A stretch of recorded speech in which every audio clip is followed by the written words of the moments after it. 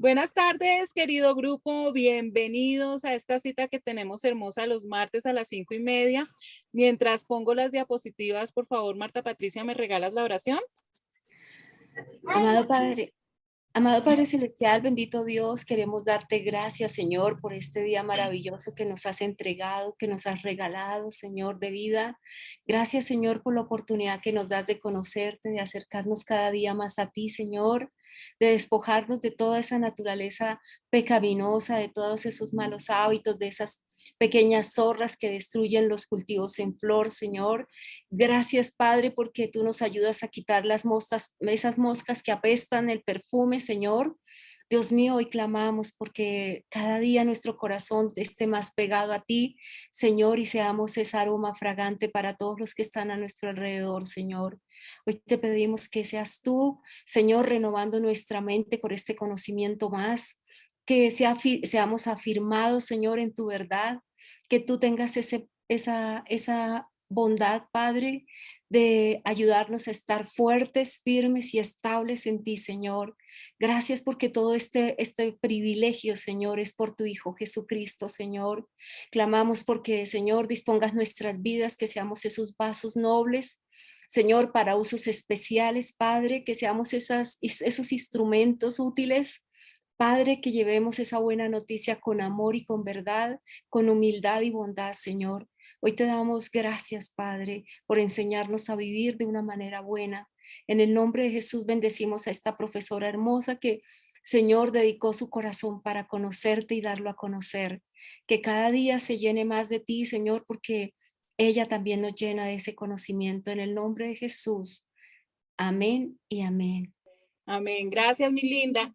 Con esto de la tecnología a veces sufrimos, Ivoncita no me deja compartir pantalla, por eso no he podido. Listo, chicos, teníamos un problema técnico, pero bueno, ya gracias a Dios lo solucionamos. Entonces, nuevamente los saludo, les doy la bienvenida a las personas que están entrando, conectándose en este momento. Y les recuerdo a los que nos están viendo por primera vez, hoy estamos viendo la clase número 10. Entonces, si ustedes entran a la página de YouTube Liliana Parga, pueden encontrar las 9 clases anteriores para que puedan tener todo el contexto general y puedan ponerse en al día. Vamos a empezar entonces, chicos, cuadernitos listos, toda la atención, su corazón dispuesto, su mente abierta para poder entender todo lo que vamos a ver hoy, que es muy hermoso. Les recuerdo que estamos estudiando el Nuevo Testamento y estamos en la primera parte del Nuevo Testamento, que son los evangelios. Estamos todavía en el libro de Mateo. Mateo fue un apóstol directo del Señor Jesucristo y este libro va dirigido para los judíos, presentando a Jesús como el Mesías. El deseo que tenía Mateo era que sus compatriotas se dieran cuenta que Jesucristo era ese Mesías prometido y que en él se estaban cumpliendo todas las profecías del Antiguo Testamento. Hace 8 días aprendimos muchísimas cosas, pero una de las cosas que empezamos, con que empezamos la clase hace 8 días, es que el Señor Jesucristo nos enseña que nadie es profeta en su tierra. Jesús empieza su ministerio y aunque él nace en Belén, recuerden que él se cría en Nazaret. Y como es lógico, él empieza su ministerio en Nazaret, empieza a predicar en Nazaret, pero lo rechazan.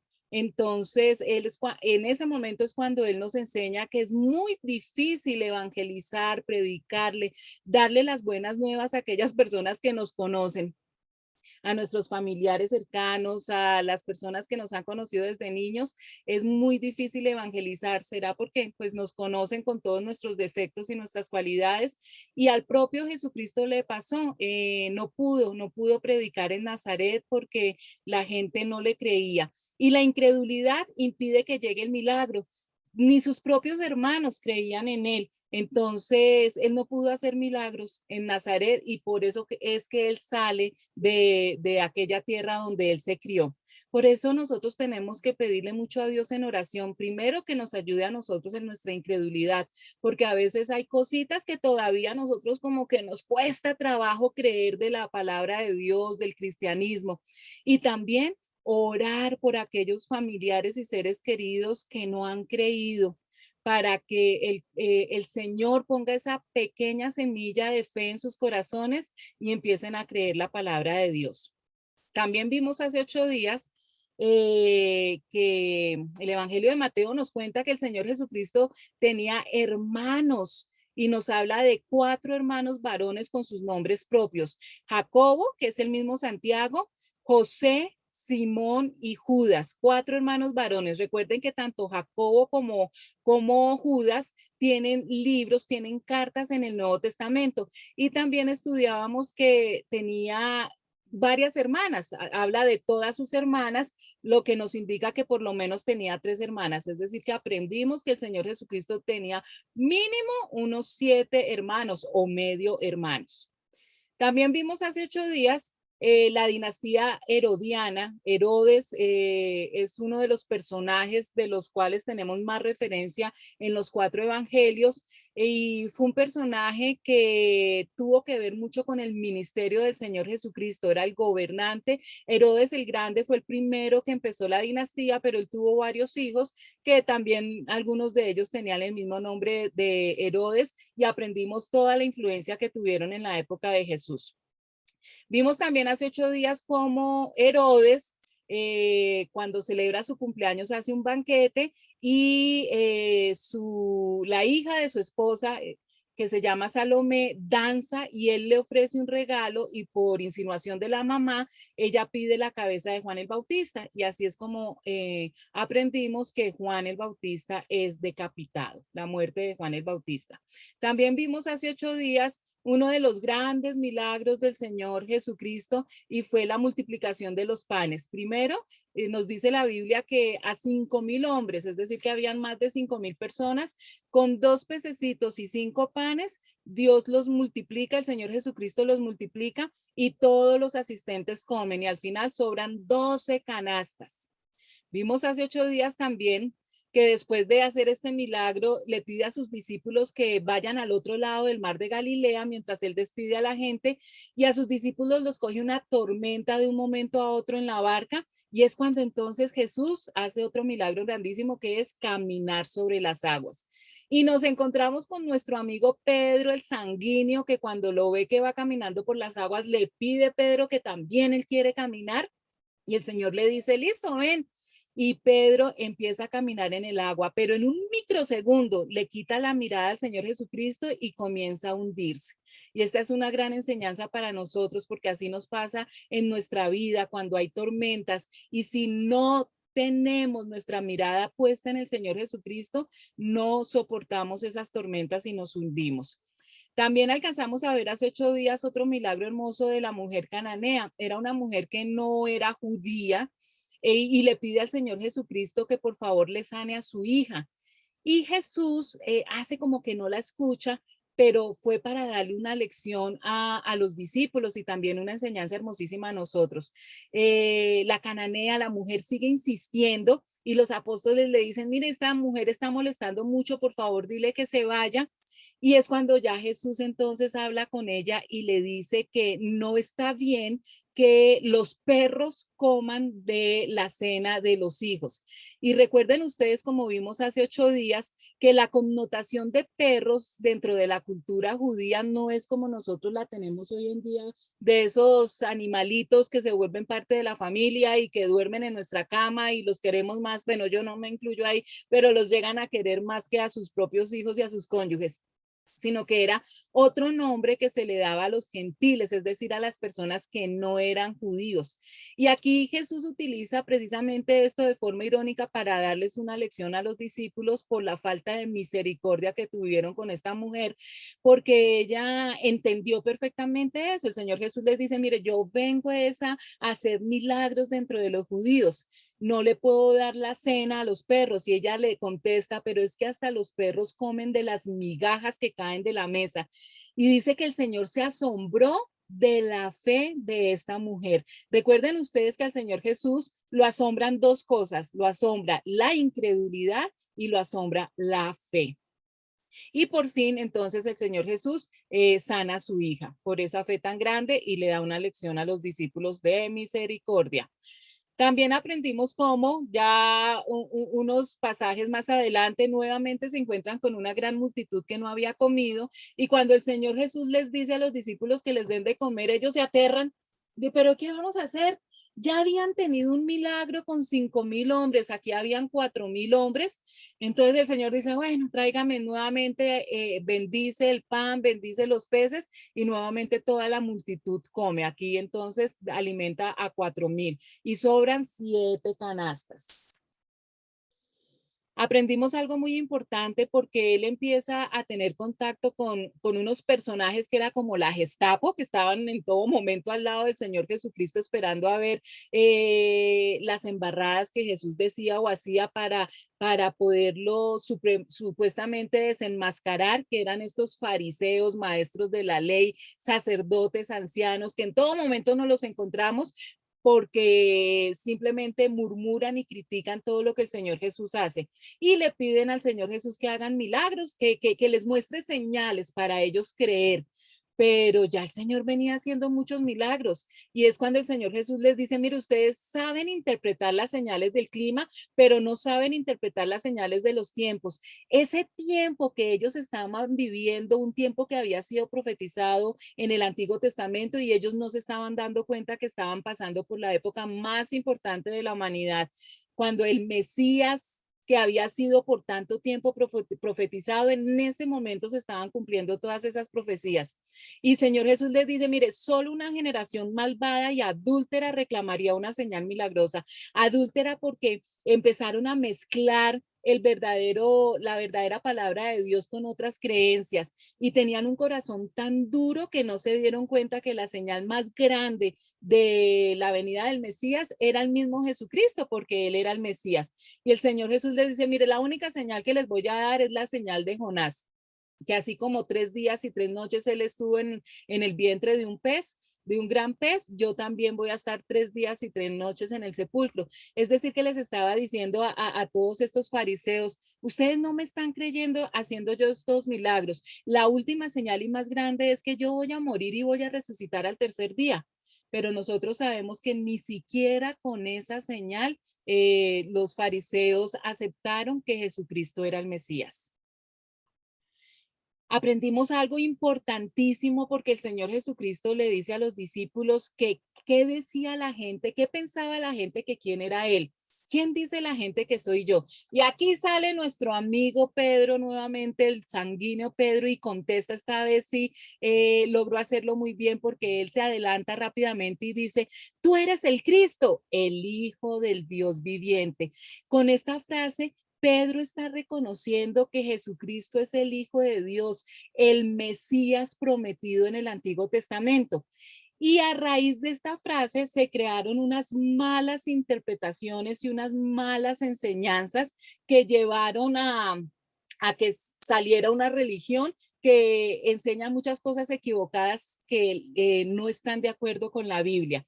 Entonces, para poder entender un poquito lo que sucedió, tenemos que ir al latín, porque el latín, pues Roma hablaba, era en latín y tenía todos sus escritos en latín.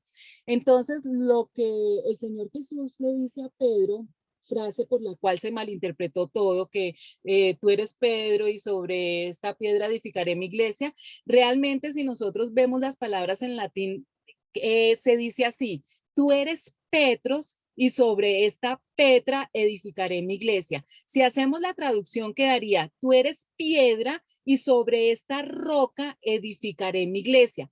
Porque Petros, que fue el original, la palabra original que dijo el Señor Jesucristo, Petros significa piedra pequeña y se refiere a Simón, a Cefas o a Pedro. Recuerden que estos 3 nombres identifican a la misma persona, a Pedro. Entonces se está refiriendo a la persona de Pedro. Y Petra significa roca grande y se refiere a la verdad que Pedro acababa de decir. Entonces no era sobre Pedro, sobre la persona de Pedro que se estaba edificando la iglesia, sino sobre esa verdad que Pedro acababa de decir. ¿Cuál era esa verdad? Pues tú eres el Cristo, el Hijo del Dios viviente. Es sobre Jesucristo que se edifica la iglesia. Entonces, esto es importantísimo. También se malinterpretó lo que Jesús le dijo después a Pedro, que le daría las llaves del reino de los cielos. En el momento en que el Señor Jesucristo vino al mundo por primera vez y empieza a enseñar, y lo vamos a ver después, su objetivo primordial era morir en una cruz, derramar hasta la última gota de sangre como pago por nuestros pecados. En ese instante se abren las puertas del reino de Dios. ¿Qué significa el reino de Dios o el reino de los cielos? Que ya vamos a tener nosotros la oportunidad de recuperar ese paraíso que se perdió en el Génesis por culpa de nuestro representante legal Adán. Entonces, se abren esas puertas. Las llaves tipifican la autoridad para abrir las puertas del reino. Entonces, cuando Jesús le dice a Pedro que le da las llaves es porque realmente Pedro fue el que abrió esa oportunidad que se le abre a todos los seres humanos de volver a recuperar el paraíso. ¿Por qué? Porque es Pedro el que hace la primera declaración diciendo que Jesucristo era el Mesías. Eso es importantísimo, o sea, todo Israel estaba esperando el Mesías para traer bendición, para traer una renovación, y cuando Pedro dice que Jesucristo es el Mesías, abre las puertas del reino. Fuera de eso, Pedro es el primero que le predica a los judíos. Más adelante vamos a ver en Hechos capítulo 2 que Pedro da un gran discurso y se convierte en 3,000 personas. Y también es Pedro el primero que le predica a un gentil, es decir, a una persona que no era judía. También vamos a verlo más adelante en Hechos capítulo 10 cuando le predica a Cornelio, una persona que no era judía, y que nos enseña que el mensaje de salvación no solamente venía para los judíos, sino también venía para los no judíos, para los gentiles, para todo el mundo. Entonces, es importantísimo todas las llaves que Pedro abrió en ese momento. Eso no significa que Pedro está ahorita en el cielo con un montón de llaves y que cuando uno llega al cielo, él con sus llavecitas abre la del cielo o la del infierno. No, esto fue lo que abrió Pedro con esa declaración de que Jesús era el Mesías. Y también el Señor Jesús le dice algo muy importante y es que le daba autoridad para atar y desatar. Atar y desatar son términos rabínicos usados en literatura judía referidos a la autoridad de interpretar y manejar la ley. Atar significa prohibir y desatar significa permitir y se refiere a esa autoridad delegada que Dios le da, que Jesús le da a las iglesias locales. De eso vamos a hablar un poquito más adelante. De las últimas cosas que vimos hace 8 días es que Jesús le dice a sus discípulos que tiene que ir a Jerusalén, que lo van a torturar, que lo van a crucificar, que va a morir y va a resucitar. Este es el primer aviso que hace Jesús de su muerte. Es muy importante porque él varias veces les dice de una manera muy clara todo lo que les va a pasar y se van a dar cuenta ustedes los sorprendidos que quedaron los apóstoles cuando Jesús murió y lo tristes que quedaron cuando Jesús ya les había dicho en varias oportunidades que iba a resucitar, pero parece que les entraba por un oído y les salía por otro. Por último, de las últimas cosas que vimos hace 8 días y muy importantes que el Señor Jesús nos dice que nosotros tenemos que coger nuestra cruz y seguirlo, y eso se refiere a no atarnos con las cosas del mundo, que las personas que lo único que desean es hacer tesoros aquí en el mundo, que solamente piensan en la riqueza, en la fama, en la fortuna, en todas las cosas que son perecederas, nunca van a voltear su mirada al cielo. Y ese peso de las cosas del mundo no le van a permitir llegar con libertad al cielo. Por eso Jesús dice, ¿de qué le sirve al hombre ganar el mundo entero si al final pierde su alma? De nada sirve estar aquí 80, 100 años disfrutando cuando la vida eterna va a estar lamentándose. Y entonces seguimos en nuestro estudio. Vamos entonces para el capítulo 17, versículo 1, que dice, 6 días después, Jesús tomó consigo a Pedro, a Jacobo y a Juan, el hermano de Jacobo, y los llevó aparte a una montaña alta. Recuerden ustedes que este era el círculo íntimo del Señor Jesucristo, Pedro y los hermanos Jacobo y Juan. Versículos 2, 3. Allí se transfiguró en presencia de ellos, su rostro resplandeció como el sol y su ropa se volvió blanca como la luz. En esto se les aparecieron Moisés y Elías conversando con Jesús. Entonces, esta es la famosa escena de la transfiguración. Transfiguración significa que tuvo otra figura, el Señor Jesucristo lo habían visto hasta ese momento en su ropaje de humano, de 100% ser humano, pero este círculo íntimo de apóstoles ven a Jesucristo con toda su gloria como Dios. Por eso dice que una luz resplandeciente lo envolvía. Ellos pudieron ver esa parte divina del Señor Jesucristo, pero habían dos personajes junto con el Señor Jesucristo, Moisés y Elías, que son dos personajes muy importantes. Moisés, que la mayoría de ustedes conocen la historia de él como representante de la ley, y Elías, representante de los profetas del Antiguo Testamento.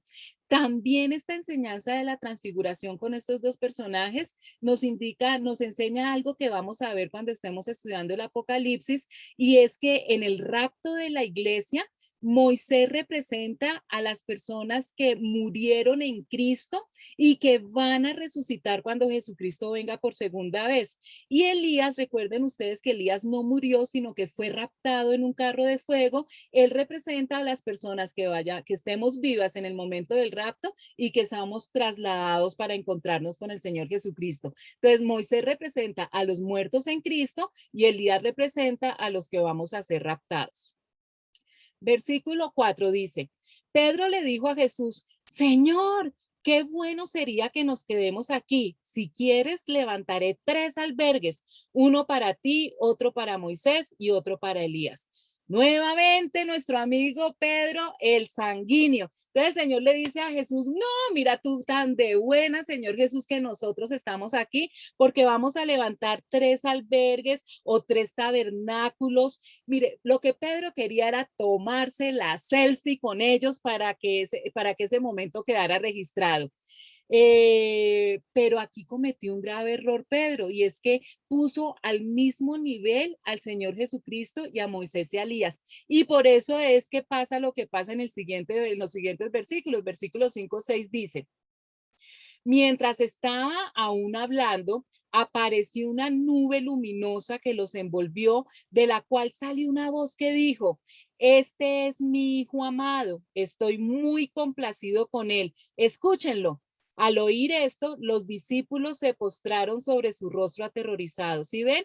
El mismo Dios le recordó a Pedro que no podía poner en el mismo nivel a Moisés y a Elías con el Señor Jesucristo, que el Señor Jesucristo era superior a los otros dos personajes.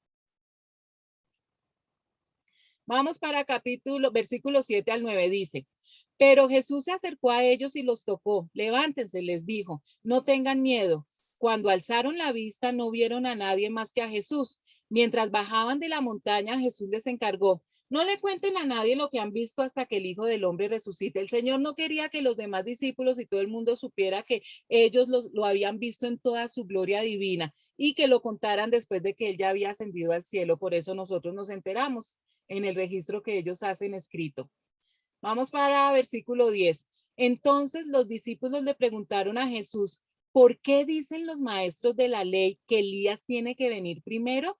Y efectivamente, en el Antiguo Testamento está registrado en Malaquías, capítulo 4, versículo 5, dice, he aquí, yo os envío el profeta Elías antes que venga el día de Jehová grande y terrible. Y los maestros de la ley, pues siempre les habían enseñado a todos los judíos que el profeta Elías iba a regresar nuevamente.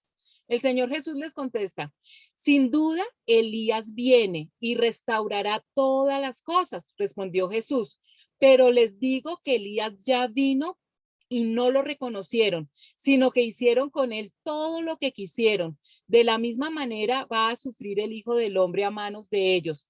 Entonces entendieron los discípulos que les estaba hablando de Juan el Bautista. Esta es una profecía de doble cumplimiento. La primera parte, el versículo 11, todavía no ha sucedido. Esta parte de la profecía todavía no ha sucedido, pero el resto del pasaje ya sucedió y se refiere a Juan el Bautista. Hablemos un poquito de Elías. Para los que no saben y para los que sí saben, les recuerdo, el profeta Elías fue el profeta, uno de los profetas mayores del Antiguo Testamento, fue un instrumento de Dios importantísimo que cumplió con un papel. Él fue consagrado antes de nacer, ya se sabía exactamente el papel que iba a cumplir dentro de la historia de la humanidad.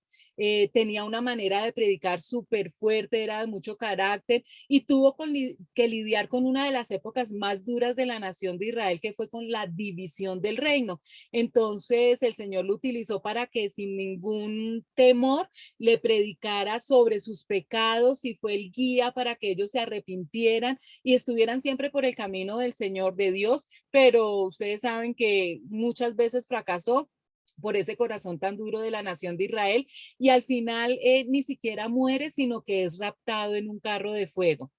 Entonces aquí el Señor Jesucristo está diciendo que Juan el Bautista no es que sea Elías. Juan el Bautista es Juan el Bautista, Elías es Elías. Son dos seres humanos diferentes, sino se refiere a que Juan el Bautista tenía el mismo espíritu de Elías, esa manera como predicaba, ese ímpetu, esas ganas de servir a Dios, ese amor a Dios, de cumplir con la función con la que había nacido. Recuerdan que Juan el Bautista también desde antes de nacer ya sabía cuál era su papel aquí en la tierra, la manera como le predicaba a las personas sin temor y sin tapujos, señalando directamente a los pecadores para que se arrepintieran. Entonces, a eso se refiere el Señor Jesucristo, que Juan el Bautista tenía el espíritu de Elías.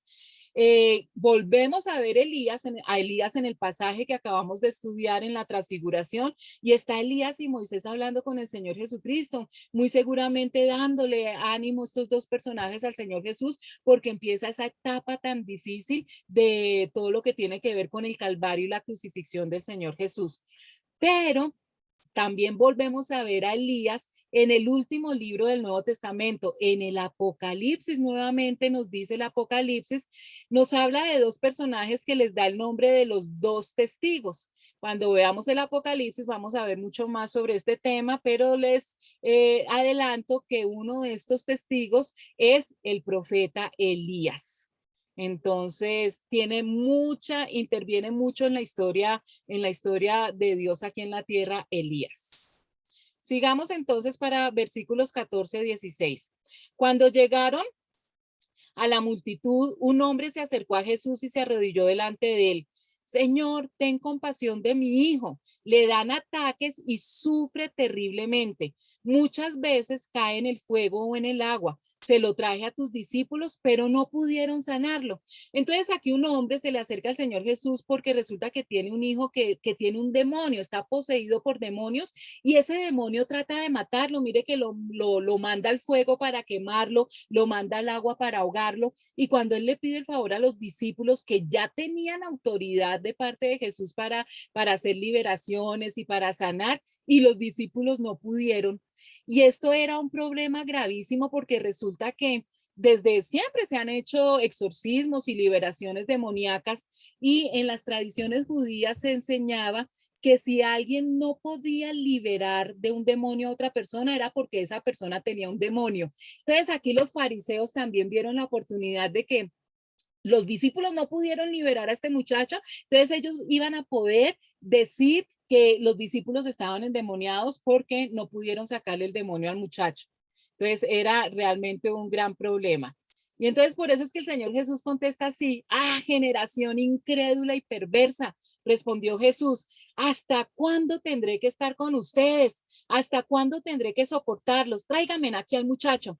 Esto se lo estaba diciendo a los discípulos, porque definitivamente ellos no pudieron liberar al muchacho porque algo pasó con los discípulos en ese momento, no tenían las intenciones correctas. Seguramente los discípulos vieron la oportunidad ante una multitud de hacer el milagro, pues de liberar, había orgullo, había incredulidad y por eso no pudieron hacerlo, no lo estaban haciendo con la motivación correcta, por amor y por darle gloria a Dios.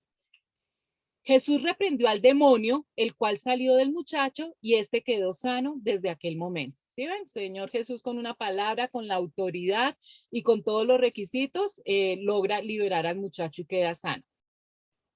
Versículos 19 y 20. Después los discípulos se acercaron a Jesús y en privado le preguntaron, en privado porque qué pena, ¿no? ¿Por qué nosotros no pudimos expulsarlo? Por la poca fe que tienen, les respondió.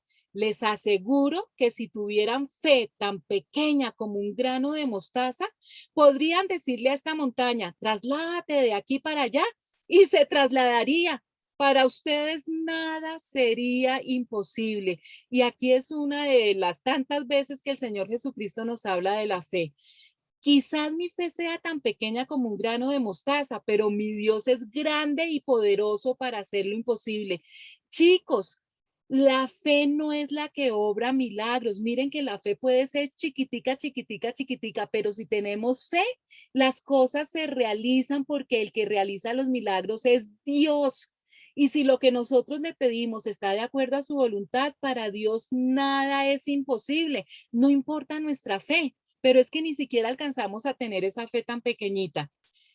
Acuérdense en que no es tener fe en la fe, sino fe en Dios. Él es el que obra los milagros. Versículos 22, 23. Estando reunidos en Galilea, Jesús les dijo, el Hijo del Hombre va a ser entregado en manos de los hombres. Recuerdan que cuando Jesús dice el Hijo del Hombre se está refiriendo a él mismo.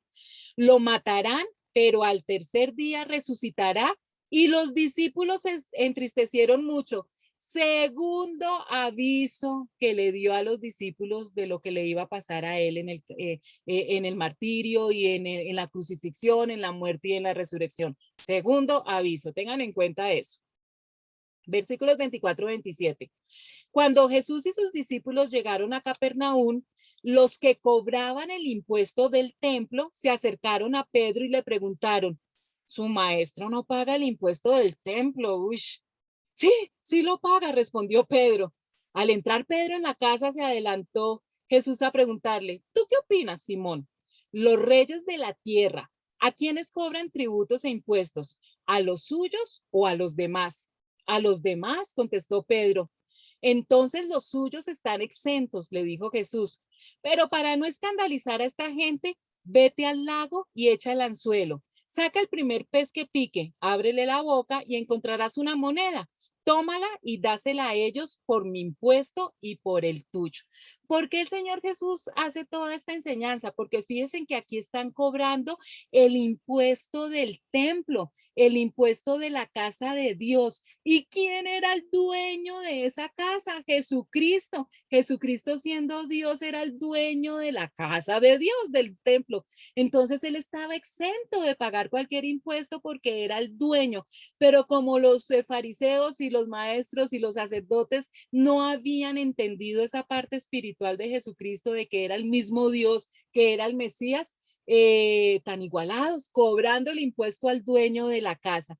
Pero Jesús, pues, no le vio problema a eso. Para mí las cosas terrenales no tienen ninguna importancia y mire que hace ese milagro impresionante. Le dice a Pedro, ve a pescar, como es pescador, ve a pescar y de ese pececito que cojas va a salir una moneda y con esa moneda va a alcanzar para pagar tu impuesto y el mío, que aunque yo no debería pagar impuesto, pero para no seguir peleando con esta gente que solo piensa en las cosas materiales y en las cosas de este mundo. Versículos, vamos para el capítulo 18, versículos del 1 al 4 dice, en ese momento los discípulos se acercaron a Jesús y le preguntaron, ¿quién es el más importante en el reino de los cielos? Él llamó a un niño y lo puso en medio de ellos. Entonces dijo, les aseguro que a menos que ustedes cambien y se vuelvan como niños, no entrarán en el reino de los cielos. Por tanto, el que se humilla como este niño será el más grande en el reino de los cielos. Fíjense que el Señor Jesucristo le está diciendo a los discípulos que tienen que cambiar. Imagínense a estas alturas de la vida y todavía no han entendido la diferencia del mundo material perecedero y del reino de Dios espiritual por toda la eternidad y todavía preguntándose y preocupándose en quién es el más importante. Y es cuando el Señor Jesucristo da una enseñanza hermosísima porque nos dice, mire, si usted quiere ir al cielo, si usted quiere recobrar ese paraíso que se perdió, si usted quiere tener la salvación, tiene que ser como un niño. ¿Cómo es un niño? Un niño es inocente, un niño es confiado, un niño no se preocupa por el día de mañana, un niño si está triste y muy rápidamente nuevamente se carcajea y se sonríe con un juguete, un niño perdona.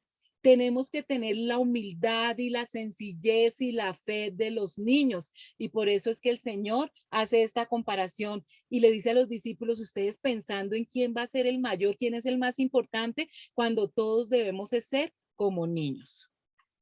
Versículos 5 y 6.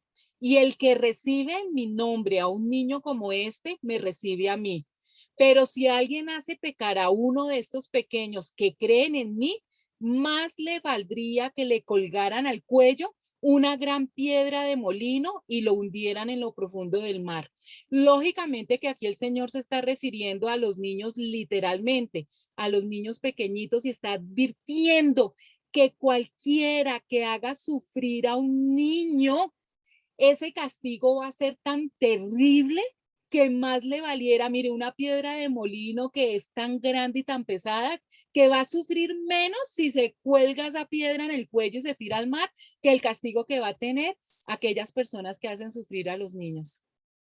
Y hoy en día vemos unas cosas terribles desde el momento del aborto, desde el momento en que se aborta hasta los niños que matan, que queman, que violan y tantas cosas tan horribles que le hacen a los niños, el abandono de los padres, en fin, todo eso va a ser castigado. Todo esto va a ser castigado. Pero el Señor Jesucristo también se refiere aquí a los niños espirituales, es decir, a las personas que o no conocen todavía del Señor Jesucristo o recién entran a formar la familia de Jesús y todavía son inmaduros espirituales, que también tenemos que ayudarlos. Se va a comprender mejor con esta parte. Versículo 7 al 10 dice, ay del mundo por las cosas que hacen pecar a la gente, inevitables que sucedan, pero ay del que hace pecar a los demás. Si tu mano o tu pie te hace pecar, córtatelo y arrójalo. Más te vale entrar en la vida manco o cojo que ser arrojado al fuego eterno con tus dos manos y tus dos pies. Y si tu ojo te hace pecar, sácatelo y arrójalo. Más te vale entrar tuerto en la vida que con dos ojos ser arrojado al fuego del infierno. Miren que no menosprecien a uno de estos pequeños, porque les digo que en el cielo los ángeles de ellos contemplan siempre el rostro de mi Padre Celestial. Aquí no está diciendo literalmente el Señor Jesús que nos quitemos una mano y nos quitemos un ojo, habría una cantidad de mancos y de ciegos por todas partes, sino está diciendo que es tan grande el premio que nosotros tenemos en la vida eterna, en el reino de Dios, que es mejor que nosotros hagamos cualquier cosa que esté a nuestro alcance para no pecar y para no hacer daño a otras personas que entrar enteritos al infierno. Entonces, esta enseñanza es muy importante. El Señor Jesucristo primero nos advierte, nos dice, ay del mundo por las cosas que hacen pecar a la gente. Inevitable es que sucedan. Aquí el Señor nos está acordando, pues sí, nosotros los seres humanos tenemos una naturaleza pecaminosa, es decir, que los seres humanos tenemos esa inclinación a pecar. Nosotros nacemos malos, nacemos pecadores y tenemos esa inclinación a pecar. Nosotros somos los que tomamos la decisión si obedecemos o no obedecemos, si pecamos o no pecamos. Entonces aquí el Señor Jesús dice, yo entiendo que es inevitable porque están en un mundo que está bajo maldición, pero hay del que hace pecar a los demás.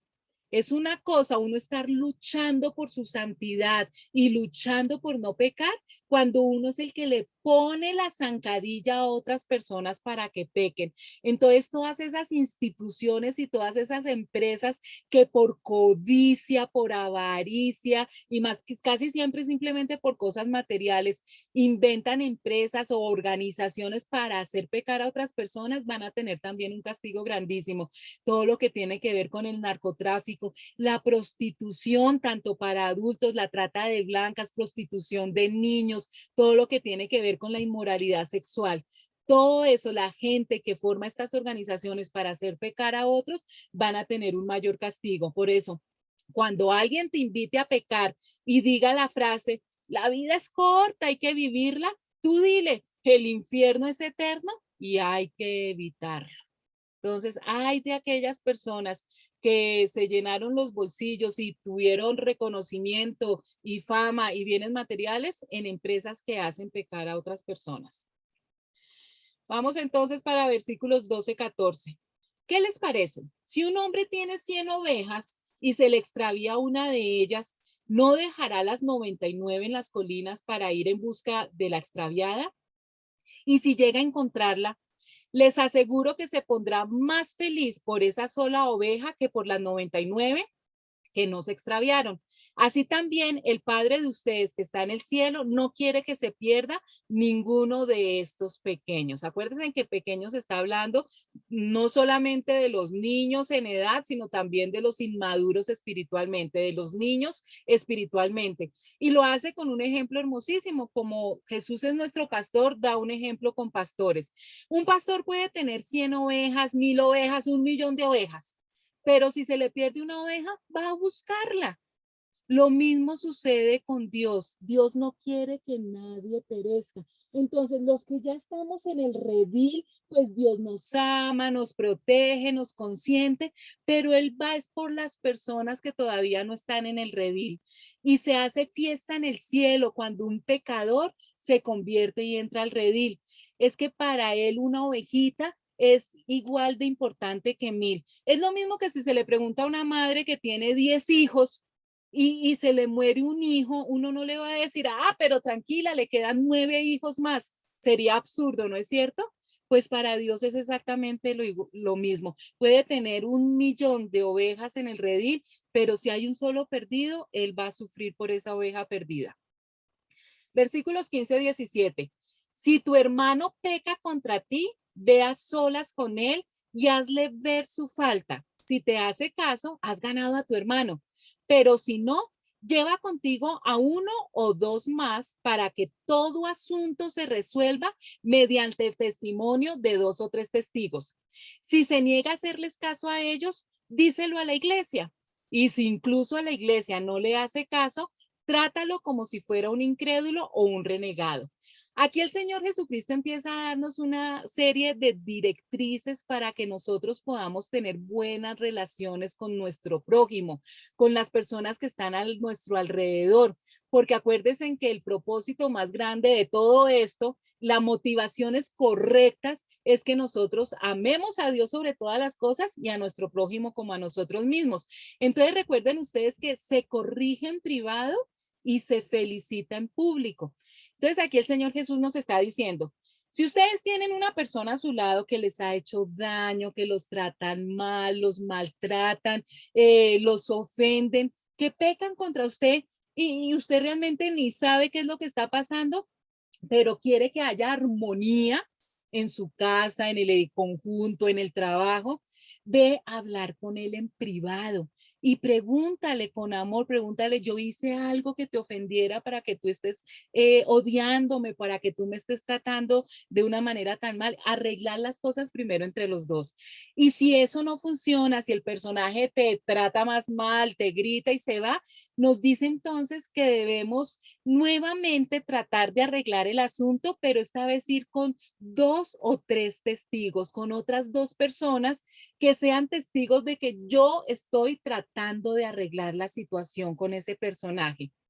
Y dice, si aún tampoco el personaje quiere arreglar la armonía en la relación, entonces acude a la iglesia. Y aquí hay una enseñanza muy importante. Y perdón la redundancia, la importancia que tiene en nuestras vidas pertenecer a una iglesia local, porque eso nos ayuda en nuestra vida cotidiana en muchos aspectos, en muchas áreas. El cristianismo es una institución espiritual donde la cabeza, el cuerpo, en la cabeza de esta institución es Jesucristo, pero el cuerpo somos nosotros los cristianos. Pero Jesús autoriza las iglesias locales, son las iglesias que se manejan aquí en este plano terrenal. Acá en Bogotá, por ejemplo, hay muchas iglesias cristianas y nosotros debemos pertenecer a una iglesia cristiana local. Es como nosotros somos carbones encendidos dentro de la chimenea y un carbón cuando no está dentro de la chimenea tarde o temprano se va enfriando y Dios no quiere que eso pase entre nosotros. Nosotros somos seres sociables, necesitamos tener compañía. Por eso es que el Señor nos compara con ovejas. Las ovejas no pueden vivir solitas, independientes. Nosotros necesitamos vivir en comunidad y una comunidad que nos identifique con una misma creencia. Entonces buscamos una iglesia de sana doctrina donde se enseñe correctamente la Biblia y que esté de acuerdo con mi temperamento, porque no todas las iglesias son iguales, porque se necesita para muchas áreas pertenecer a una iglesia. Y en este caso, entonces ya cuando definitivamente no se puede resolver ni personalmente hablando, ni con testigos, ni a través de la iglesia la situación, el Señor dice, listo, ya hiciste todo lo posible porque haya armonía con esa persona, déjalo ir. Ya no se puede hacer absolutamente nada. Versículo 18. Les aseguro que todo lo que ustedes aten en la tierra quedará atado en el cielo y todo lo que desaten en la tierra quedará desatado en el cielo. Recuerden que atar significa prohibir y desatar significa permitir. Lo que ates en la tierra será atado en los cielos. Se refiere a la bendición de la disciplina de la iglesia local conforme a la Biblia. Dios le ha dado autoridad a las iglesias locales para que a través de la Biblia se arreglen todos estos problemas. Por eso la importancia de pertenecer a una iglesia. Versículos 19-20. Además les digo que si dos de ustedes en la tierra se ponen de acuerdo sobre cualquier cosa que pidan, les será concedida por mi Padre que está en el cielo. Porque donde dos o tres se reúnen en mi nombre, allí estoy yo en medio de ellos. Esta es otra de las ventajas de pertenecer a una iglesia. Nosotros, por ejemplo, gracias a Dios, tenemos muchos grupitos hoy en día de WhatsApp donde estamos permanentemente orando.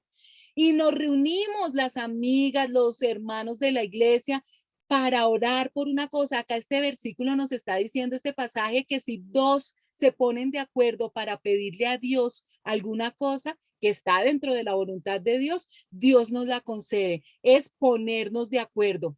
Y esto se llama la llave del acuerdo. Hay una serie de llaves espirituales. La iglesia dicta un curso sobre las llaves, unas llaves espirituales que, como su nombre lo indica, sirven para abrir puertas espirituales, puertas en el cielo. Y esta es la llave del acuerdo. Cuando yo me pongo de acuerdo con alguna persona o un grupo de personas para orar y pedirle algo a Dios, nos dice que Dios nos la concede. Entonces, esta llave es importantísima y se logra cuando uno tiene esos grupos de amistad, de oración y de compañerismo dentro de una iglesia local. Versículos 21-22. Pedro se acercó a Jesús y le preguntó, Señor, ¿cuántas veces tengo que perdonar a mi hermano que peca contra mí? ¿Hasta 7 veces? No te digo que hasta 7 veces, sino hasta 77 veces, le contestó Jesús. Entonces aquí, como estamos hablando del perdón y de las buenas relaciones con mi prójimo, de la armonía con los seres que me rodean, entonces Pedro, muy orgulloso, va y le pregunta al Señor Jesús, Señor, ¿cuántas veces debo perdonar al que me ofende? Y él diría, voy a descrestar al Señor, no le voy a decir, uy, lo voy a perdonar 3 veces, sino voy a decirle hasta 7 veces. Y el Señor entonces le dice, no, Señor, no 7 veces, hasta 70 veces 7, dice la Reina Valera. Y si ustedes multiplican entonces 70 por 7, no, no se refiere a eso. 70 por 7 da y siempre. 70% por 7 igual siempre. Esto es un modismo, esto quiere decir que siempre, siempre que me ofenden, yo debo perdonar.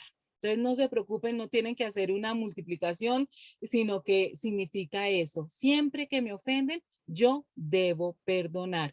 70 por 7 igual siempre. El que creó descrestado fue Pedro.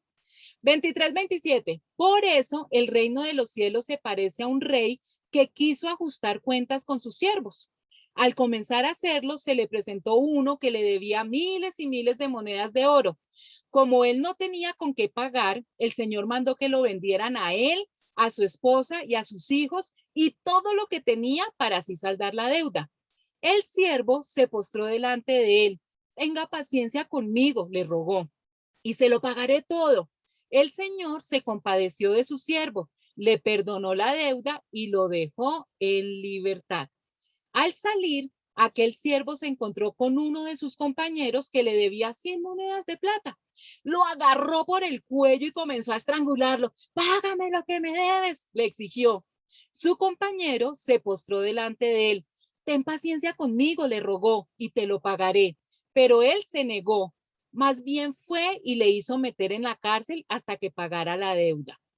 Cuando los demás siervos vieron lo ocurrido, se entristecieron mucho y fueron a contarle a su señor todo lo que había sucedido. Entonces el señor mandó a llamar al siervo. Siervo malvado, le increpó, te perdoné toda aquella deuda porque me lo suplicaste.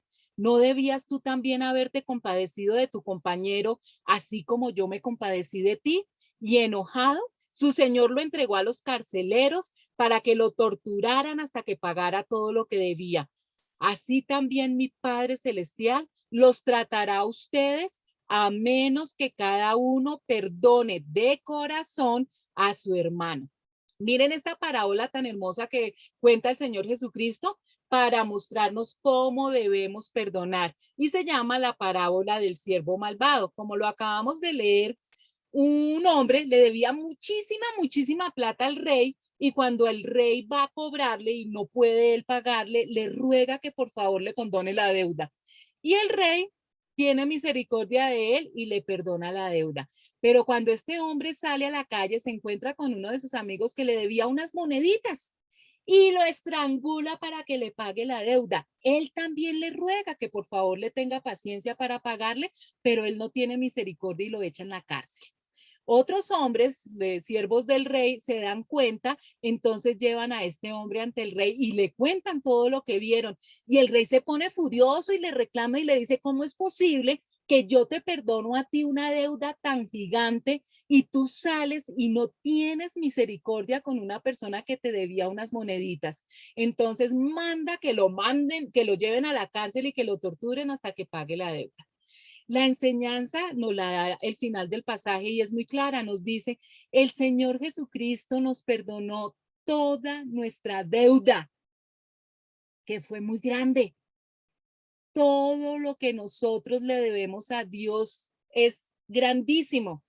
Por eso nosotros debemos perdonar a los que nos ofenden, porque nada se compara con lo que Dios nos perdonó, con lo que cualquier persona nos pueda deber a nosotros. Entonces Dios nos dice, el Señor Jesús nos dice, así como Dios les perdonó a ustedes tantas cosas y nos sigue perdonando día a día, porque nosotros pecamos millones de veces todos los días, entonces que nosotros tenemos que tener misericordia de los que nos ofenden y asimismo perdonarlos. Vamos para el capítulo 19, versículos 1 al 3 dice, cuando Jesús acabó de decir estas cosas, salió de Galilea y se fue a la región de Judea al otro lado del Jordán. Lo siguieron grandes multitudes y sanó allí a los enfermos. Algunos fariseos se le acercaron y para ponerlo a prueba le preguntaron, ¿está permitido que un hombre se divorcie de su esposa por cualquier motivo? Entonces veamos esto nuevamente. El Señor Jesús está en Galilea y baja hasta Judea. Recuerden que el Señor Jesús, mire todo lo que caminaba, bajaba, subía por el mismo territorio que realmente geográficamente no es tan grande, donde él realizó su ministerio. Y aquí cumple con el propósito por el cual estuvo aquí en la tierra. Predicar el evangelio, predicar las buenas nuevas y sanar a los enfermos. Y llega la Gestapo, esos fariseos que no se perdían absolutamente ninguna, y acuérdense que toda pregunta que ellos le hacen es simplemente para hacerlo caer. Pensaban que podían confundir al Señor y que se contradijera o dijera barbaridades para acusarlo. ¿Está permitido que un hombre se divorcie de su esposa por cualquier motivo? Entonces el Señor Jesús, mire lo que les contesta en el capítulo, versículos 4-6. ¿No han leído, replicó Jesús, que en el principio el Creador los hizo hombre y mujer? Y dijo, por eso dejará el hombre a su padre y a su madre y se unirá a su esposa y los dos llegarán a ser un solo cuerpo. Así que ya no son dos, sino uno solo. Por tanto, lo que Dios ha unido, que no lo separe el hombre. Entonces aquí el Señor Jesucristo, como siempre hace, apela a las mismas escrituras y les recuerda lo que ellos saben muy bien, porque acuérdense que ellos se saben de memoria el Antiguo Testamento, son maestros de la ley. Exactamente en Génesis capítulo 1, versículo 27, nos dice, y Dios creó al ser humano a su imagen, lo creó a imagen de Dios, hombre y mujer los creó. Solamente existen dos géneros, hombre y mujer. No existe absolutamente ningún otro género, solamente hombre y mujer. Y aquí, en este otro versículo, en este otro pasaje, Génesis capítulo 2, versículo 24, es cuando el Señor Jesús institucionaliza el matrimonio. Y dice, el matrimonio es una institución inventada por Dios. Por tanto, dejará el hombre a su padre y a su madre y se unirá a su mujer y serán una sola carne. El matrimonio que es inventado por Dios es para que lo realicen un hombre y una mujer. Y nos enseña aquí que en el momento en que ellos se unen sexualmente, forman una sola carne espiritual, un solo ser.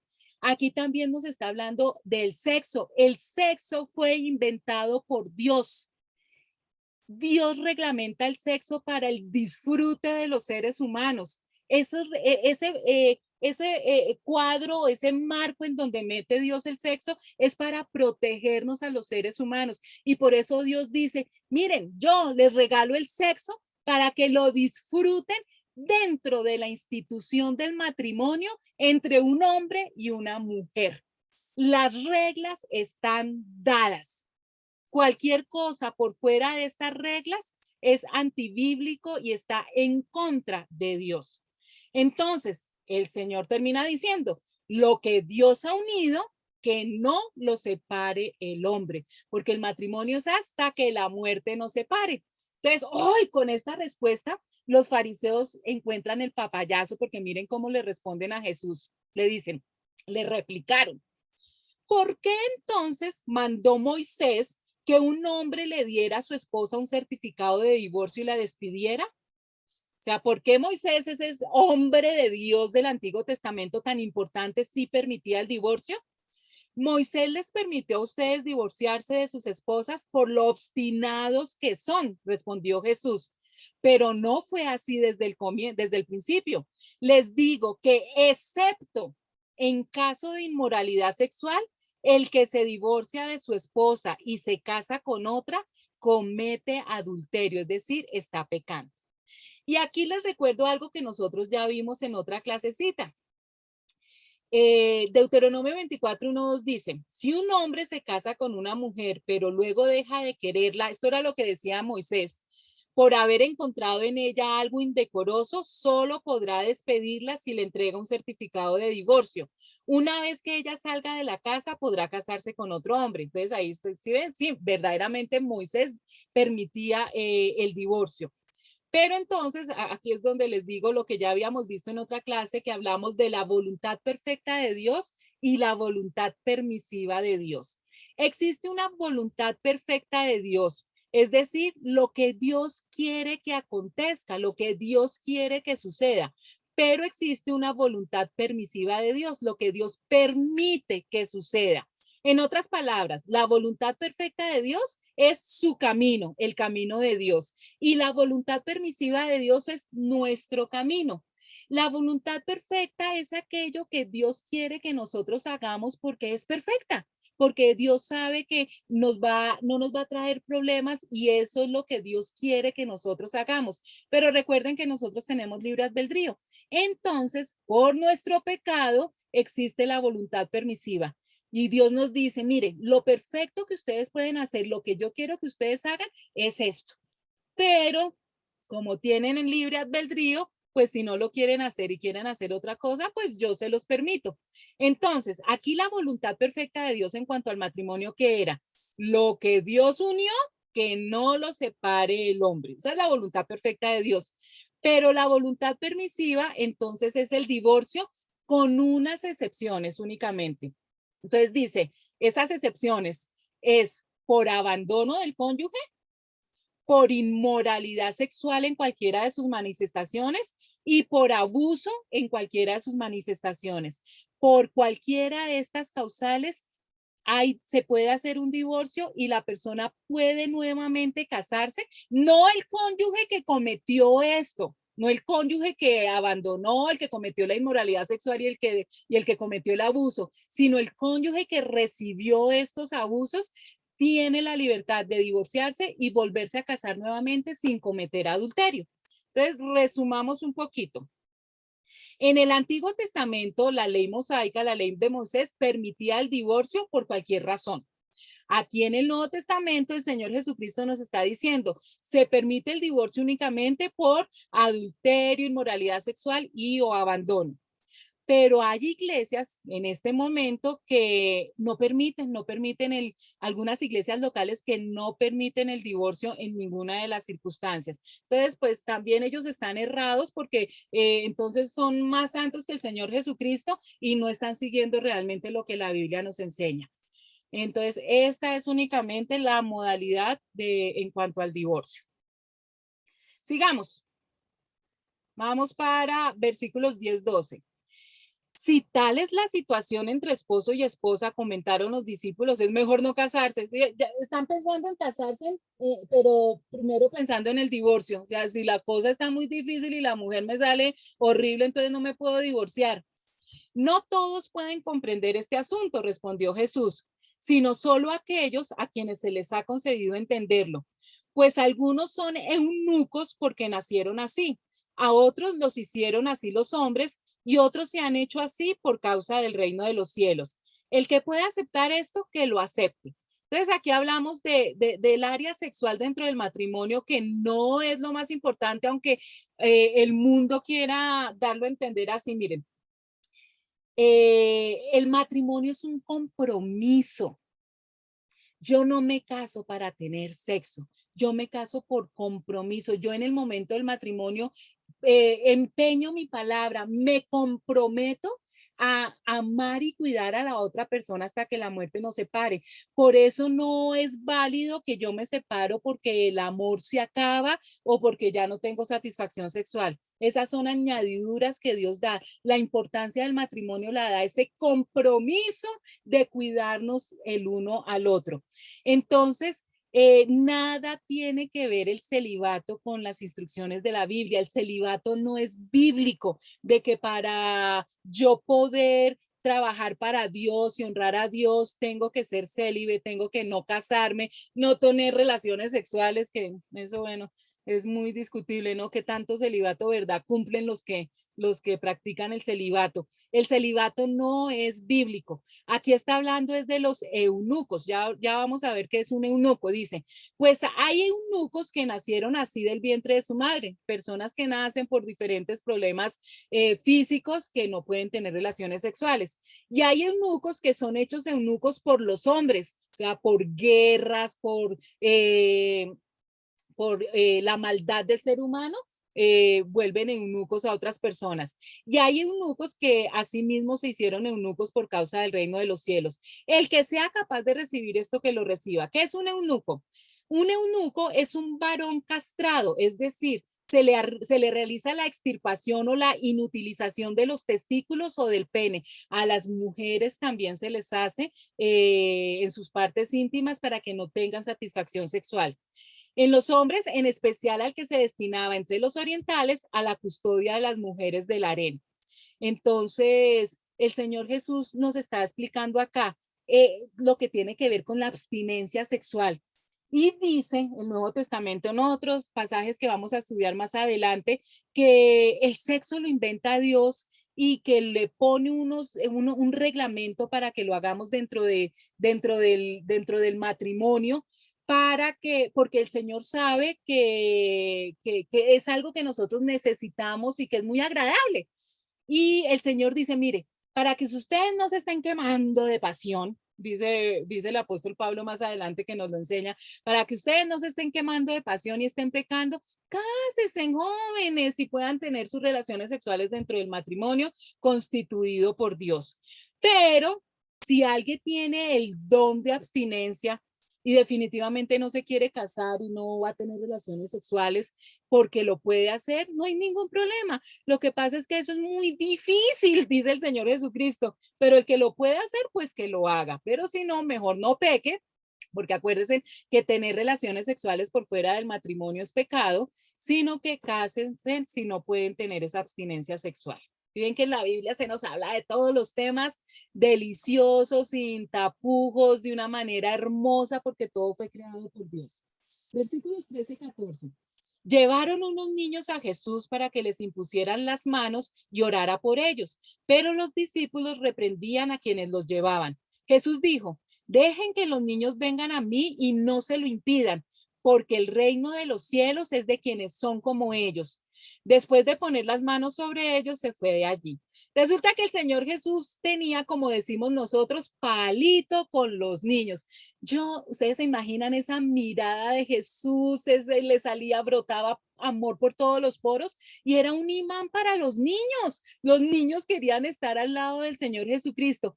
Y algunos de nosotros, los adultos, muchos tenemos poca tolerancia con los niños. Y eso le pasaba a los apóstoles. Entonces apenas habían tantos niños con su gretería queriendo coger a Jesús, que Jesús los abrazara, que los sentara en sus piernas. Los discípulos, no, no, no, no, ¿dónde están los papás de estos niñitos? Por favor, no, no, no.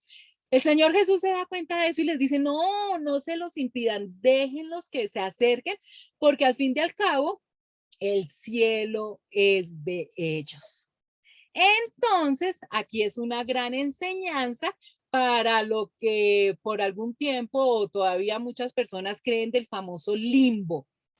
El limbo no existe, no es bíblico. ¿Qué es el limbo?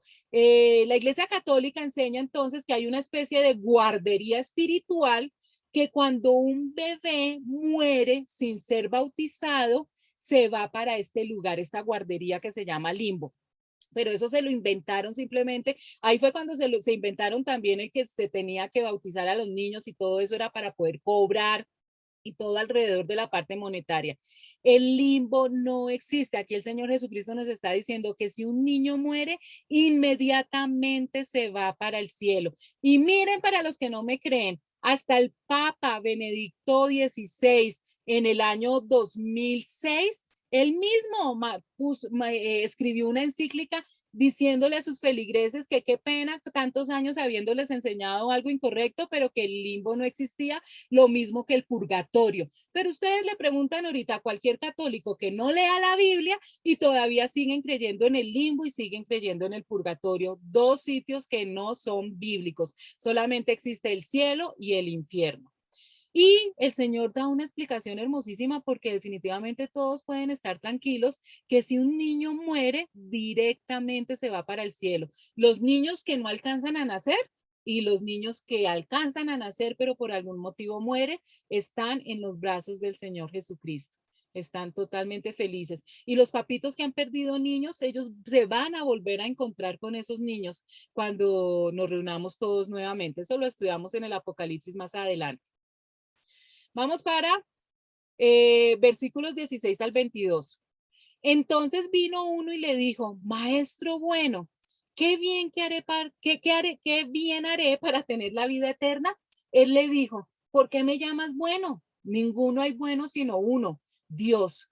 Mas si quieres entrar en la vida, guarda los mandamientos. Le dijo, ¿cuáles? Y Jesús dijo, no matarás, no adulterarás, no hurtarás, no dirás falso testimonio, honra a tu padre y a tu madre y amarás a tu prójimo como a ti mismo. El joven le dijo, todo esto lo he guardado desde mi juventud, ¿qué más me falta?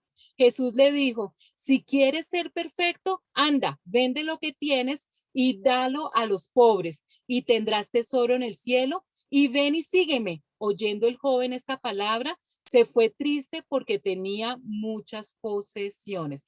Fíjense que acá el Señor Jesús está nombrando, ratificando todos los mandamientos del Antiguo Testamento, a excepción de guardar el sábado, porque recuerden que el Señor Jesús nos da la enseñanza de que ya no hay que guardar un día, que no es un día el santo, sino que todos los días hay que guardarlos. Y aquí ratifica todos los mandamientos menos el de guardar el sábado. Bueno, entonces, primero el Señor Jesús le dice, ¿por qué me dices bueno? Ninguno hay bueno sino solo Dios. Aquí está hablando la parte humana del Señor Jesucristo. Acuérdense en que Jesús es Dios y lógicamente Dios es bueno y Dios es perfecto. Pero aquí el Señor Jesús nos está dando una enseñanza a los seres humanos y habla como ser humano. Ningún ser humano es bueno. Todos los seres humanos somos pecadores. Y aquí nos dice, el único que es bueno es Dios. Y cuando este personaje, este joven que nos dice que quiere ir al cielo, le dice al Señor, ¿qué tengo que hacer? Jesús le dice simplemente, guarda los mandamientos. Tú naciste, creciste en una etapa, en una dispensación donde la responsabilidad de los seres humanos es la ley, guardar los mandamientos. Y él le dice muy orgulloso, eso yo lo he hecho desde chiquito, yo guardo todos los mandamientos. Mentiras, nadie podía guardar todos los mandamientos. Sin embargo, él lo dice. Entonces, como el Señor Jesús sabía, le dijo, bueno, te falta una cosita, deja todos tus bienes y sígueme. Aquí el Señor no les está diciendo que por obras puede ir al cielo. Él sabía que este personaje nunca iba a aceptar, que tenía que dejar todo y por fe seguir a Jesús. Y nos dice el pasaje que el joven se va triste porque tenía muchísimas riquezas. Puso en una balanza, seguir a Jesús o quedarme en este mundo disfrutando de mis riquezas, y ganaron las riquezas y se va. Y el Señor Jesús encuentra aquí una oportunidad para darnos una gran enseñanza. Nos dice, les aseguro, comentó Jesús a sus discípulos, que es difícil para un rico entrar en el reino de los cielos. De hecho, le resulta más fácil a un camello pasar por el ojo de una aguja que a un rico entrar en el reino de Dios. Al oír esto, los discípulos quedaron desconcertados y decían, en ese caso, ¿quién podrá salvarse? Para los hombres es imposible, aclaró Jesús mirándolos fijamente, mas para Dios todo es posible. Y aquí viene una de las enseñanzas que se han malinterpretado grandemente. Primero, me encanta esa última frase cuando el Señor les dice, mirándolos a los ojos, les dice, pero es que ustedes no han entendido todo lo que hemos pasado y todo lo que han visto hasta este momento, que para Dios nada es imposible. ¿Qué les acaba de decir el Señor Jesucristo? Que una persona que nace rica, que nace en la opulencia, que no tiene ninguna necesidad o después se vuelve muy rica, es muy difícil que sienta la necesidad de un salvador. Las personas ricas, de lo que nosotros verdaderamente decimos ricos, ricos, que no han tenido ningún problema en su vida, ellos creen no necesitar a nadie ni a nada. Entonces es dificilísimo, es casi imposible que un rico, rico, rico sienta la necesidad de un Salvador y crea en Jesucristo, se arrepienta de sus pecados y reciba la salvación. Entonces, esta es la enseñanza del Señor Jesucristo y hace una comparación y dice, mire, es tan difícil que un rico se arrepienta de sus pecados y se convierta, porque es que ellos están con ese peso de las riquezas mundanas. Es como si cargaran en la punta de su ropa, tuvieran una cadena pegado a ellos con una caja fuerte llena de sus bienes. Y eso no les da la libertad, la ligereza para poder subir al cielo. Y lo compara con esto. Dice, mire, es tan difícil que un rico entre en el cielo como que un camello pase por el ojo de una aguja. Entonces a nosotros siempre hasta el momento nos habían enseñado eso, ¿no es cierto? Y nos ponen este dibujito, un camello tratando de pasar por el ojo de una aguja. Imposible, totalmente imposible. Pero aquí van a aprender algo nuevo, chicos. Resulta que el Señor Jesús no se estaba refiriendo a esta imagen que ustedes están viendo. No se refería a que un camello pasara por el ojo de una aguja de coser. Venga, les cuento qué es lo que pasa aquí. Las ciudades en la antigüedad, en el Antiguo Testamento, las ciudades construían murallas alrededor de la ciudad para defenderse de los pueblos enemigos. Siempre todas las ciudades las trataban de atacar, de robarlos, de volver a sus habitantes esclavos. Entonces, las grandes ciudades hacían murallas bien fuertes para defenderse de los enemigos. Israel no fue la excepción. Jerusalén tenía una muralla alrededor de la ciudad. La muralla de Jerusalén tenía 8 puertas principales. Lógicamente, pues es una muralla compacta, pero tiene que haber acceso a la ciudad. Entonces, la muralla de Jerusalén tenía 8 puertas principales, pero tenía otras puertecitas de menor importancia, como decir las puertas del servicio. 8 eran las importantes, pero tenía otras más chiquitas. Cuando atardecía, antes de anochecer, cerraban todas las puertas. Y cuando amanecía, abrían todas las puertas. Entonces las personas ya sabían y todas las transacciones comerciales y las visitas, pues se hacían en el tiempo en que las puertas estuvieran abiertas para ellos poder entrar a la ciudad. Resulta que en la muralla de Jerusalén hay una puerta que se llama Ojo de Aguja y era la última puerta que se cerraba porque era una puerta pequeñita. Por ahí solamente podían entrar personas. Se cerraba 1 hora más tarde que el resto de las puertas.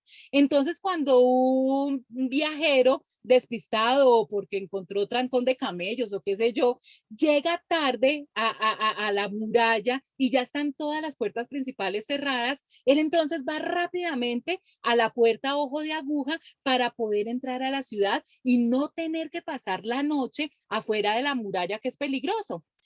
Pero cuando ese personaje que llega tarde a la muralla va con un camello con carga, resulta que el camello no cabe por esa puerta porque esa puerta tiene un tamaño para que pasen únicamente personas. Un camello que es mucho más grande y si viene con carga, pues menos va a pasar por esa puerta. Entonces le toca quedarse por fuera de la muralla y poner su tienda y pasar la noche fuera de la ciudad. A esto se refería el Señor Jesucristo. Entonces el Señor Jesús decía, es más fácil para un camello no pasar por el ojo de una aguja, que para un rico entrar en el reino de Dios no es el ojo de una aguja, sino pasar por el ojo de la aguja. Y se refería a la puerta que estaba en un costado de la muralla, la puerta que se llama ojo de aguja. Entonces, por eso los discípulos y las personas que estaban a su alrededor entendieron perfectamente lo que el Señor se refería, que por esa puerta un camello nunca pasaba. Entonces ahí sí pudieron hacer la analogía de lo difícil que era para un rico entrar en el reino de los cielos. Bueno, chicos, vengan a ver que yo creo que aquí ya entramos. No, vamos con este versículo para ya terminar. Tenemos 10 minuticos, está bien. Vamos entonces para versículos 27 y 28. Mira, nosotros lo hemos dejado todo por seguirte, le reclamó Pedro. ¿Y qué ganamos con eso? Les aseguro, respondió Jesús, que en la renovación de todas las cosas, cuando el Hijo del Hombre se siente en su trono glorioso, ustedes que me han seguido se sentarán también en 12 tronos para gobernar a las 12 tribus de Israel. Es lógico, pues imagínense, los discípulos han estado con el Señor 24 horas, los 7 días de la semana, por 3 años y medio, han dejado el confort de sus casas, han dejado su profesión, han sido perseguidos, los han maltratado y todo lo que les espera después, ¿no es cierto? Una persecución, todos los apóstoles, excluyendo a Juan, mueren como mártires, pues no está mal que ellos hubieran preguntado, bueno, ¿y nosotros qué ganamos por todo esto? Y el Señor les dice, mire, les dice, en la renovación de todas las cosas. Él está hablando aquí de la segunda venida de Jesucristo. Recuerden que en la primera venida de Jesucristo, lo que estamos estudiando en este momento, que el Señor Jesucristo viene como cordero, es para renovar el área espiritual de los seres humanos. Había un abismo entre Dios y los hombres por causa del pecado y Jesucristo es el puente que nuevamente restablece la comunicación entre Dios y los hombres. Pero la renovación física del planeta Tierra, como existía antes del pecado, el jardín del Edén, eso lo va a hacer hasta la segunda venida. Entonces él dice, cuando se renueven todas las cosas, es decir, cuando queden las cosas como estaban antes del pecado, cuando el Hijo del Hombre se siente en su trono. Él ahorita está como cordero para el sacrificio, pero el Señor Jesús va a venir como Rey de Reyes. Entonces aquí es clarísimo que es después, dice el Señor, cuando yo venga a reinar, les prometo que ustedes también se van a sentar en tronos para reinar conmigo en esa nueva etapa, en esa nueva dispensación que empieza sobre el planeta Tierra y que se llama milenio. Y que eso vamos a hablar cuando hablemos de escatología. Versículos 20-30. Y todo el que por mi causa haya dejado casas, hermanos, hermanas, padre, madre, hijos o terrenos, recibirá 100 veces más y heredará la vida eterna. Pero muchos de los primeros serán últimos y muchos de los últimos serán primeros. Hay muchas personas que aparentemente trabajan para Dios, de pronto son pastores de iglesia, tienen unos ministerios grandísimos, pero realmente parecen aquí como los primeros. No, esa gente va a recibir pues todas las riquezas en el mundo venidero y son alabados, ocupan el primer puesto aquí en la tierra, pero como Dios conoce las intenciones del corazón, Dios conoce realmente por qué una persona hace lo que hace, muchas veces hay personas que son anónimas, pasan desapercibidas para el resto de la humanidad, pero están haciendo unas obras impresionantes, están entregando hasta lo último de su aliento de vida para llevar el evangelio. Y estas personas van, aunque aquí son de últimas, van a estar de primeras en el reino de los cielos. Asimismo, el reino de los cielos se parece a un propietario que salió de madrugada a contratar obreros para su viñedo. Acordó darles la paga de un día de trabajo y los envió a su viñedo.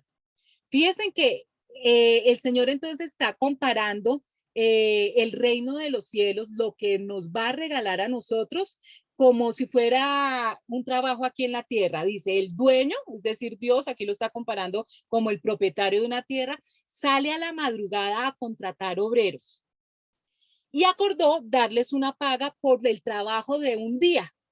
Y los obreros aceptaron. Fíjense que todo está hecho claramente. Yo necesito que ustedes trabajen para mí desde estas horas de la madrugada todo el día y yo les voy a pagar tanto. Y los obreros aceptaron, pero miren lo que pasa. Cerca de las 9 de la mañana salió y vio a otros que estaban desocupados en la plaza. Les dijo, vayan también ustedes a trabajar en mi viñedo y les pagaré lo que sea justo. Así que fueron a las 9 de la mañana. O sea, los otros ya llevaban trabajando 3 horas. Siguió Jesús. Salió de nuevo a eso del mediodía y a la media tarde e hizo lo mismo. Alrededor de las 5 de la tarde salió y encontró a otros más que estaban sin trabajo y les preguntó, ¿por qué han estado aquí desocupados todo el día? Porque nadie nos ha contratado, contestaron. Él les dijo, vayan también ustedes a trabajar en mi viñedo. Entonces, unos trabajadores empezaron a la madrugada. El segundo grupo empezó a las 9 de la mañana. El tercer grupo llegó a trabajar al mediodía. El cuarto grupo en la tarde y el último grupo llegó a las 5 de la tarde, faltando solamente una hora para ya salir. O sea que el último grupo solamente trabajó una hora. Miren lo que pasa. Al atardecer, el dueño del viñedo le ordenó a su capataz, llama a los obreros y págales su jornal, comenzando por los últimos contratados hasta llegar a los primeros.